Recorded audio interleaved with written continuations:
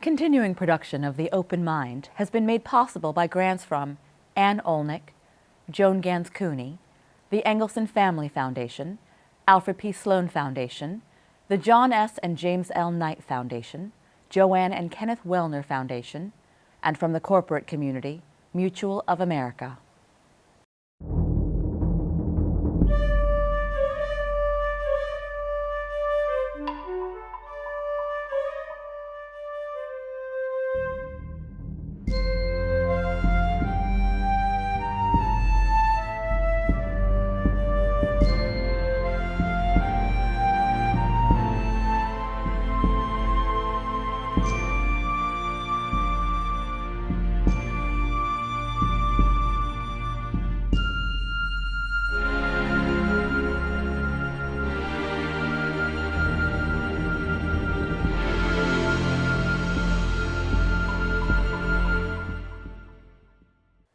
I'm Alexander Heffner, your host on The Open Mind. The Town Hall is a sacred institution of American democracy, and my guest today seeks to revive the long-standing tradition, as he describes it, a grassroots effort that empowers constituents across the country to have face-to-face conversations with their representatives.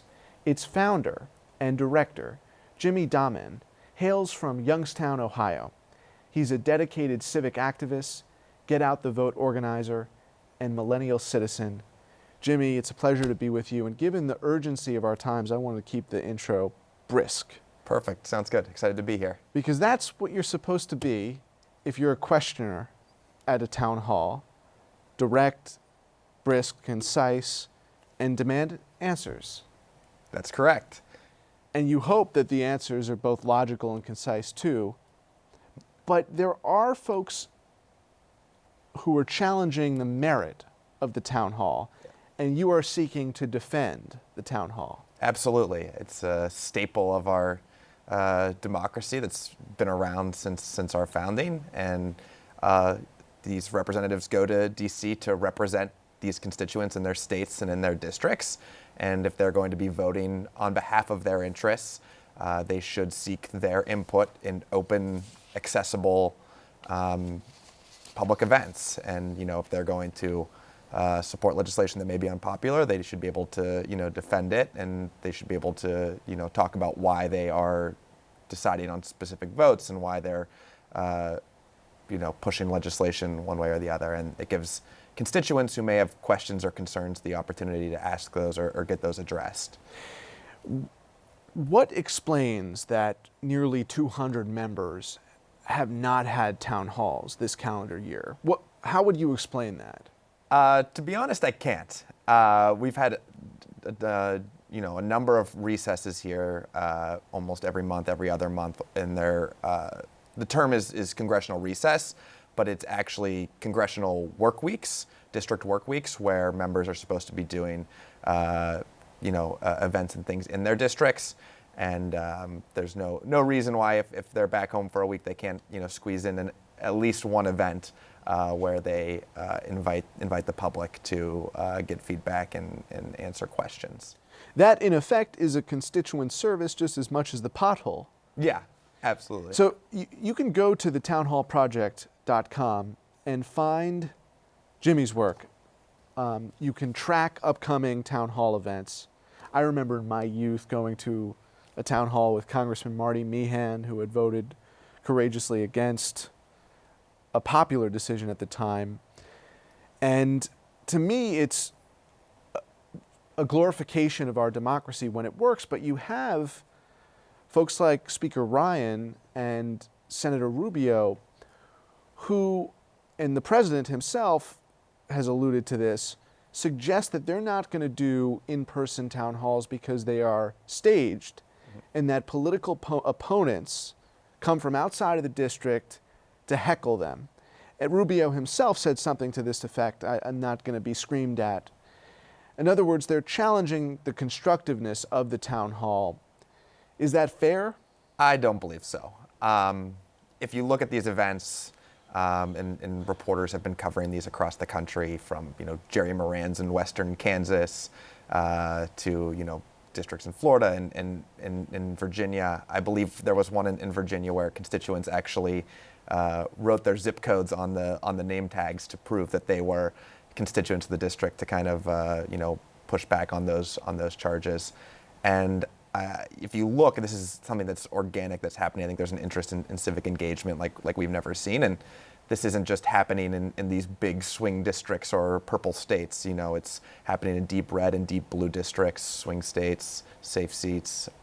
So I think it's something that's, constituents want that opportunity to ask questions and give feedback, and it's their responsibility to push that forward. And I think, obviously the clips that are going to make the headlines and go viral are going to be some of those more tense conversations.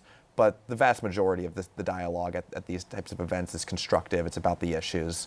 It's about upcoming legislation. And yeah, these are emotional issues that Congress is debating that's going to affect people's lives in a real way. And there's going to be emotional moments at these events. But I don't think that takes away from, that's not a reason to skip altogether these important events. It's not as if trains or cars or planes were just invented. So the notion of a coalition of like-minded folks attending a Marco Rubio or Paul Ryan event from outside of the district or state, that was conceivable 10 years ago. Yeah, and there's just no evidence we have of that occurring. So in the instances that these representatives are not having town halls, where does your work come in to try to hold them to account and create the environment where there can be accountability? Yeah, absolutely. And I think that's something very important. And we're also exploring additional ways to make sure that that we can hold members accountable to these events that are, a critical part of their job description. Up until we started collecting this in January of this year, we started doing it because we realized it didn't exist out there, and we wanted to be able to find these events that are often hard to find, or they post them last minute, or they try to curate a friendly crowd by sending it to a specific email list. So when we found these events, we realized that there hadn't really been past data available that we could find on who was holding these events, when, how often, where in their states or districts. So what we've done is we compiled a list on our website. We have our missing members list, which I think you touched on earlier, which tracks all the members that haven't held public events in 2017 up until this point. And we encourage constituents who have gotten creative across the country who really want these opportunities. There's these things called empty chair town halls where they will, over a recess invite their member of Congress to a town hall that they'll organize on their own. Some of these groups have, rented halls and gotten security and gotten AV and equipment and put all this stuff together so that it'd be as easy as possible for their member to come. And then if they don't come, a lot of them have, recorded their questions, sent them to the office. They've invited local press to highlight that they are not holding these types of events. So that's one way. The other ways are kind of the tried and true tactics of calling their offices, showing up at their district offices to talk with staff and make those asks. And I think it comes down to organizing and coming up with creative ways that, get your member of Congress's attention and maybe local press and maybe catch some traction on social media. You describe here the different kinds of events that a congressperson might convene. Yeah.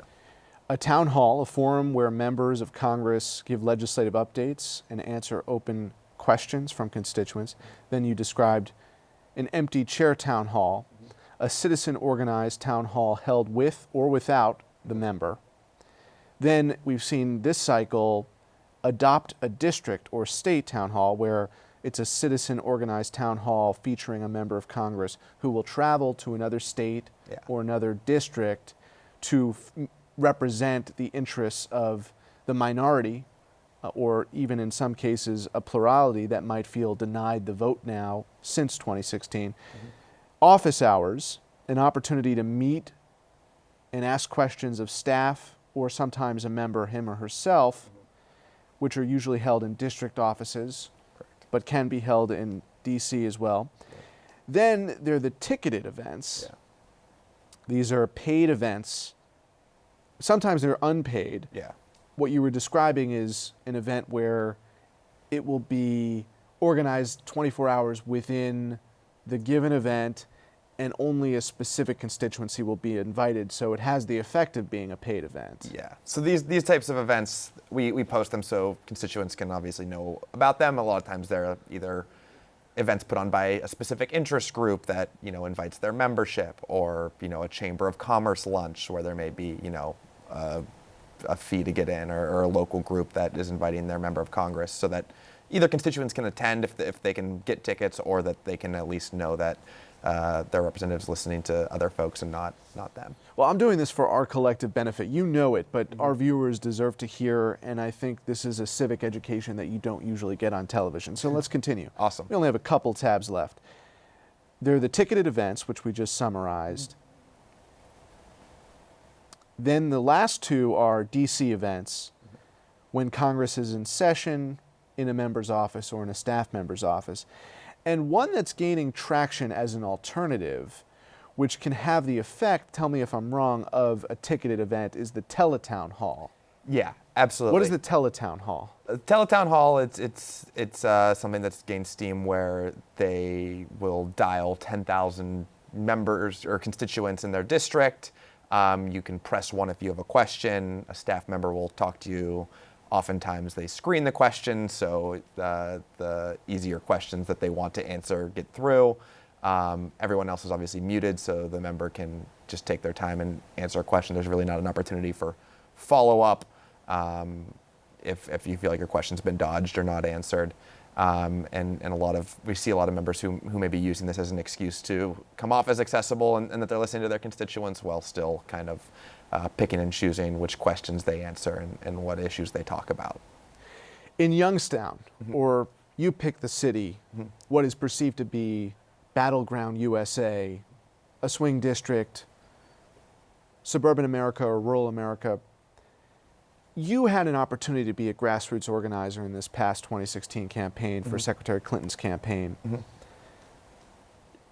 Does attendance, do participation sessions, from your interaction with voters, people who you might have met who voted for Donald Trump, do you think at the end of the day it matters? Absolutely. And as I think our goal is to promote and make more accessible civic engagement. I think, you know, if you look at the beginning of this year with the Women's March and some of the different events where folks were, you know, marching across the country, I think people were really looking for ways to get involved locally in their communities. And these types of events, I think, are critical to that. And again, we post Democratic and Republican events. We think everyone, whether they agree with us or not, should attend these events. And we think they're great opportunities to discuss the issues and, you know, have that dialogue. And I think it's an opportunity for everyone to come together and you know, be more engaged in the process and be a better citizen. And hopefully that leads to more people participating in the process. I know that you've experienced pushback from folks who identify your history or your grassroots organizing as having a partisan affiliation, and therefore you're striving for an accountability of the Republicans that you would not have promised or wanted under a Clinton administration. Now, knowing you a bit, I don't think that's true. Yeah. But when you look at the history of the healthcare debate in 2009 and 2010, Democrats lost so many elections because of embittered debate around the Affordable Care Act and visuals from those 2009 and 2010 town halls. Yeah. Reflecting on that moment in the current environment,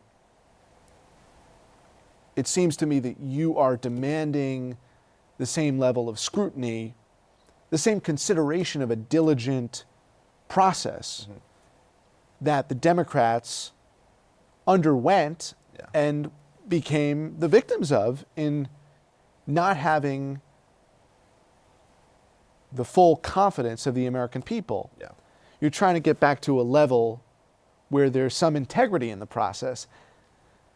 But at the same time, you have to face off against this idea that you are the boogeyman looking to catch the next macaca moment, like George Allen's 2006 Senate campaign. Mm-hmm. How do you manage that?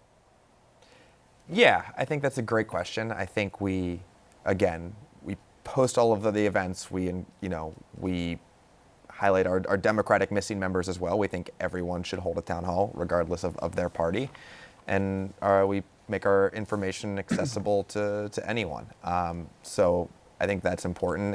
And again, I think the more people we can engage totally into these discussions, I think is valuable. And I think one thing that we look back on, and I know folks have asked, how does the number of Republicans holding town halls this year compare to the Democrats who held town halls in 2009? And all we have is anecdotal evidence of, we know Tom Perriello held 80 that year, and it's just kind of word of mouth. So we think that by tracking these events, we can have a better idea. Did Democrats hold way more than Republicans in 2009 than Republicans are holding this year? We don't really know because we don't have the data. There is no comprehensive archival record of past town halls. Yeah. Unless you solicit that information from. Have you attempted to solicit that information? So we've done what, all of our research is done by grassroots volunteers, and we've started to look back even over the last, with August recess coming up, which is obviously the largest work period in district on the calendar. It's 5 or 6 weeks. The Senate's shortened by 2 weeks as of right now. But we've started to look back at what different members have held in previous years. I think Senator Crapo in Idaho has held 200 town halls from 2014 to 2016, but has yet to hold one this year. And I think he had 29 last August recess, but still has 0 scheduled for this recess. So I think having that information to compare against in the past goes to show if it's, folks are not holding events because they're worried about the current political climate, or if it's something they've never done, or kind of what the history is there. You and I are students grew up on the West Wing. I was saying to you, we recently hosted Lawrence O'Donnell, one of the lead writers of the West Wing. There's this great scene where then Governor Bartlett faces off against a constituent who saying, you robbed me of the goods, a farmer in New Hampshire. And the moral of the story, in effect, is that then Governor Bartlett, who becomes president in this series, defends an unpopular decision with the dairy farmers.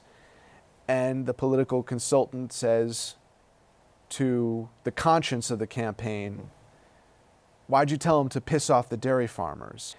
Those kinds of moments, I think, where, there's going to be unpopular legislation, and if you're going to vote for something that's going to affect people's lives, you should be able to defend it. You should talk to the people that are going to be impacted by it. And I think we're seeing a lot of that now with folks who are going to be affected by this healthcare legislation. And I think, if you want to make an argument for why you're supporting an unpopular bill and you can defend it, you should, your constituents have a right to know that. And I think just looking back, I think recently I saw on social media some moments from 2009, 2010, where President Obama was on a tour doing these town halls, answering people's questions about healthcare reform in Ohio and in different places. So I think the opportunity for those moments exist, and I think with the the increased presence of social media in our lives and technology, I think you have an opportunity to even take moments that show political courage and things like that, and they can potentially be viewed by hundreds of thousands of people, if not millions of people, instead of just the 50 people that show up at a town hall in Manchester or wherever that was. Well, it's a courageous act of citizenship, Jimmy, for you and the members and the questioners.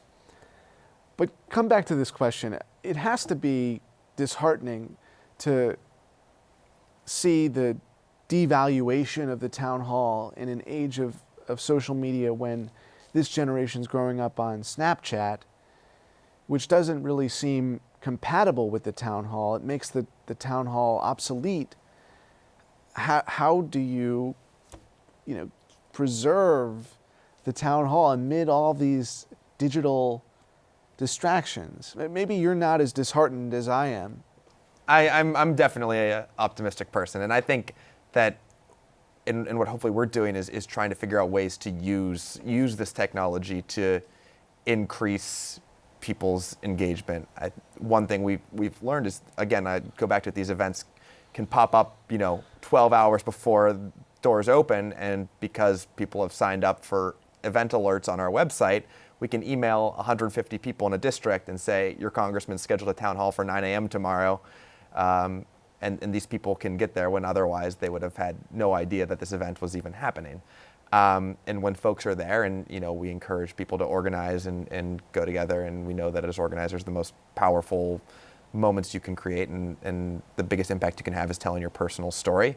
And 30, 40 years ago, you went there, maybe there was a local press person there or something like that, and you told your story, and it was an emotional moment in that room. But if you look at what we've seen so far, and I think looking at, there was the 16-year-old in Arizona at the Jeff Flake town hall. She was a young woman of color, and she was saying that with his privilege, how could he vote to defund Planned Parenthood when that's her only source of medical care? And that moment, again, would have impacted the 200 people in that room, if this was years ago. But because somebody was able to record it on a cell phone and post it to Facebook and Twitter, it had hundreds of thousands of views, and she was being interviewed on CNN and MSNBC and was able to elevate that story. So while it can prove a distraction, and I think there's a lot to be said. I know I have a problem where I can't get off my Twitter feed sometimes when I need to, but the fact that we can use this technology as a tool to mobilize people when the appetite is there, which I think we're at a moment where there's an interest that I've never seen before. I think one of the reasons we started this was so many friends and family who have never been involved in politics sent me texts and calls over the last couple of months and saying, what can I do? How can I get involved? I want to do something. And hopefully using technology and the resources we have available, we can make that more accessible. Well, that is an inspiring reality, and I have to play devil's advocate to some extent to say simply, we fear being desensitized in the partisan culture and the digital strain on our stamina, quite literally. Mm-hmm. We want to be sensitive to the plight of the person in the other shoes, and sometimes that technology can inhibit or has inhibited our ability to be sensitive. And really that one-on-one exchange, it goes viral when it is sensitive to people's realities across the spectrum, right? That's the beauty of it. Mm-hmm. The other beauty of it, Jimmy, as we conclude here, is just that it can be the beginning of a process for someone who wants to more actively engage their citizenship. The case of the women in New Jersey who came to a town hall or an event like it, and in subsequent weeks brought cupcakes to the staff or to the congressperson himself. What are your suggestions to those viewing on, say you're not satisfied with the town hall, or you're not satisfied with the response of the legislator? What do you do next?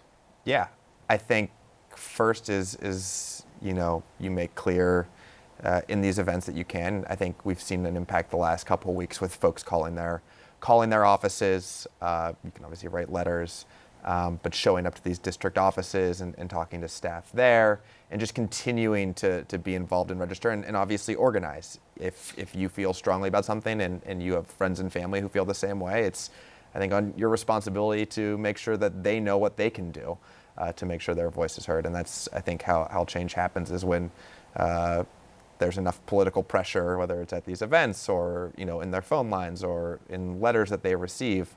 It makes it difficult, and I think it's one thing that can kind of cut through the across partisan lines. I think we saw during the 4th of July parade in Maine last month, Senator Collins, in what she described as one of the more conservative parts of her state. People usually ask her about 1 million different things at these parades each year, and this was 100 people thanking her for her stance on the healthcare legislation. So again, if you're not satisfied, find ways to contact your member, get a hold of their office, make sure that they know how you feel and where you stand, organize people that feel similarly. And again, when they hold events or when they take votes that you agree with, I think it's important to also use positive reinforcement and thank them for holding an event, even if you might not agree with them on a lot of things, or thank them for, supporting some legislation that you agree with them on. I saw a senator recently bring out pizzas for supporters of the Affordable Care Act who were waiting in the halls of Congress.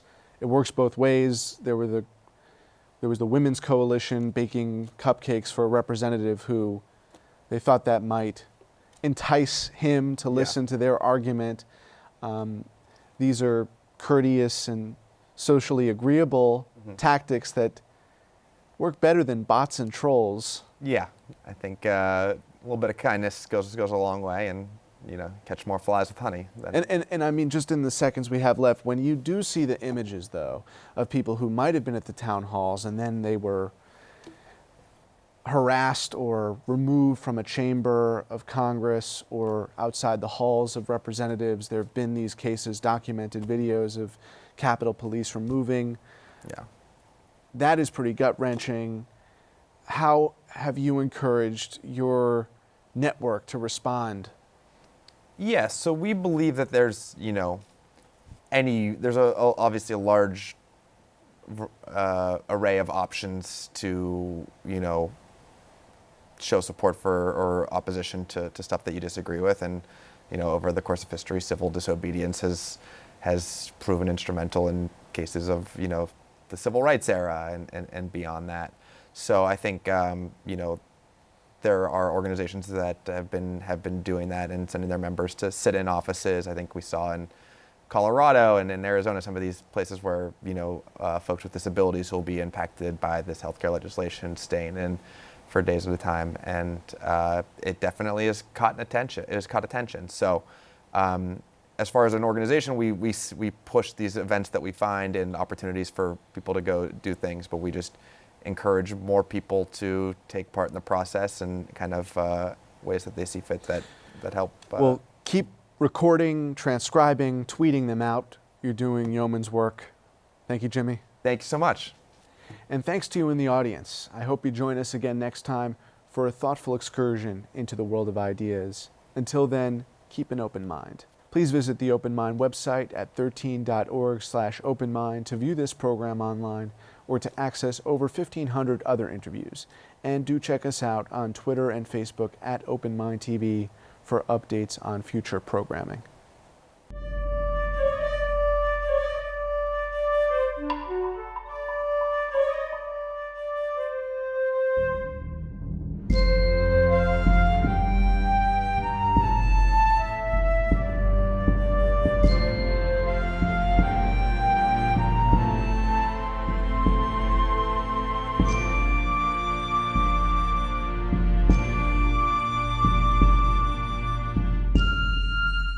Continuing production of The Open Mind has been made possible by grants from Ann Olnick, Joan Gans Cooney, the Engelson Family Foundation, Alfred P. Sloan Foundation, the John S. and James L. Knight Foundation, Joanne and Kenneth Wellner Foundation, and to the corporate community Mutual of America.